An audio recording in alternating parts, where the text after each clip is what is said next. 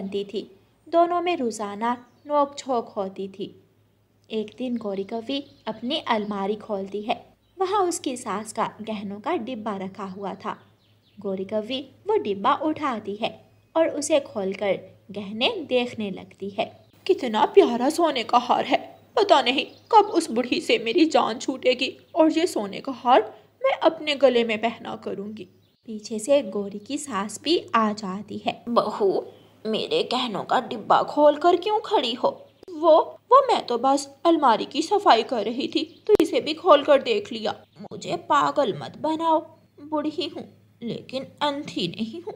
मुझे सब पता है कि कैसे मेरे सोने के हार पर तुमने नजर रखी हुई है।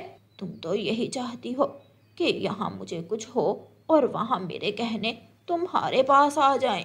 चाहती तो मैं यही हूँ, लेकिन पता नहीं ऐसा क्या खाती हो कि तुम्हें कुछ होता ही नहीं। रानू की भी मेरे साथ ही शादी हुई थी। वो कितनी भाग्यशाली है कि साथ ही उसकी सास मर गई। अब कोई उसे कुछ कहने वाला नहीं और एक मैं हूँ यहाँ पर बेचारी, जो आ मुझ पर 24 घंटे मुसल्लत रहती हैं। आने दो मेरे बेटे को घर, सब बताती हूँ तुम्हारे बारे में। जब कालू कौवा काम से घर आता है तो उसकी माँ गौरी की सारी बातें कालू को बता देती है। बेटा, मैं तो बूढ़ी हूँ, कभी गलती से मेरे मुंह से कुछ निकल जाता है, लेकिन तुम्हारी पत्नी तो बात पकड़ कर ही बैठ जाती है। हर समय मेरे मरने के बारे में सोचती है। माँ, आप भी तो बहुत शौक से गौरी को बहू बना कर लाई थी और अब खुद उसे तंग आ गई हैं। हाँ, तो मुझे क्या पता था कि ये आकर मेरी ही जान की दुश्मन बन जाएगी। अच्छा, मैं समझाता हूँ गौरी को। फिर कालू कौवा गौरी कवि के पास जाता है। आगे हो अपनी माँ के पास से, जरूर पटियां पढ़ाई होंगी तुम्हें तुम्हारी माँ ने मेरे खिलाफ। गौरी, अब वो बूढ़ी हो गई हैं। अगर कुछ ऐसा वैसा बोल दिया करे तो तुम खुद ही चुप हो जाया करो, लेकिन तुम भी आगे से पूरे पूरे जवाब देती हो। मुझे नहीं, अपनी माँ को जाकर समझाओ कि मेरे मुंह ना लगे, वरना ऐसी ही बातें मेरे मुंह से निकलेंगी। अगले दिन कालू कौवे को किसी काम से दूसरे जंगल जाना पड़ता है। माँ, गौरी, मैं शायद अब 2-3 दिन बाद घर आऊँ। प्लीज पीछे से कोई झगड़ा मत करना। सुन लिया बहू, अब मुझसे लड़ाई मत करना। कालू कौवा वहाँ से चला जाता है। गौरी कवि नदी से पानी लेने जाती है तो वहाँ उसे उसकी दोस्त चमकीलो मिल जाती है। कैसी हो गौरी सहेली, आज बड़े दिनों बाद मिली हो। क्या ही बताऊं चमकीलो मैं तुम्हें, मैं तो अपनी सास से बहुत परेशान हूँ। मेरा जीना मुश्किल कर रखा है उसने। लो बस इतनी सी बात, मैं तुम्हें अभी इस मसले का हल बताती हूँ। अच्छा जल्दी बताओ फिर। सास को किसी बहाने से वीरान पहाड़ों वाले जंगल छोड़ाओ। वहाँ जो चीलें रहती हैं तुम्हारी सास को खा जाएंगी, फिर ना सास होगी और ना ही लड़ाई। मुझे पता था कि मेरी सहेली के पास इस मसले का हल जरूर होगा। मैं तो आज ही उस बूढ़ी को वहाँ ले जाती हूँ। गौरी कवि पानी लेकर घर जाती है और अपनी सास से कहती है, सासू माँ, मैं आपको बताना भूल गई। रानू चिड़िया ने आज शाम हमारी दावत की है। वो मुझे नदी पर मिली थी, कह रही थी कि शाम को जरूर मेरे घर आना। वो हमें बैठे बिठाए भला क्यों दावत देने लगी। सासू माँ, रानू चिड़िया ने अंडे दिए हैं, उसी की खुशी में उसने हमें दावत पर बुलाया है। उसका और तो कोई जाने वाला है नहीं, इसलिए वो हमें ही अपनी खुशी में शामिल करना चाहती है। अच्छा, अगर ऐसा है फिर तो हमें जरूर जाना चाहिए। फिर शाम को गौरी कवि अपनी सास को साथ लेकर उड़ती है और उसे पहाड़ों की तरफ ले जाती है। अरे बहू, ये तो मुझे कहाँ लेकर जा रही हो? इस तरफ तो किसी पक्षी का घर नहीं है। नहीं नहीं सासू माँ, बस थोड़ी ही दूर और। गौरी अपनी सास को पहाड़ों वाले जंगल ले जाती है। सासू माँ, मुझे लगता है मैं रास्ता भूल गई हूँ। मैं किसी से रास्ता पूछ कर आती हूँ, आप तब तक यहीं बैठ जाएं। जल्दी आना बहू, मुझे यहाँ डर लग रहा है। गौरी अपनी सास को वहाँ छोड़कर खुद घर चली जाती है।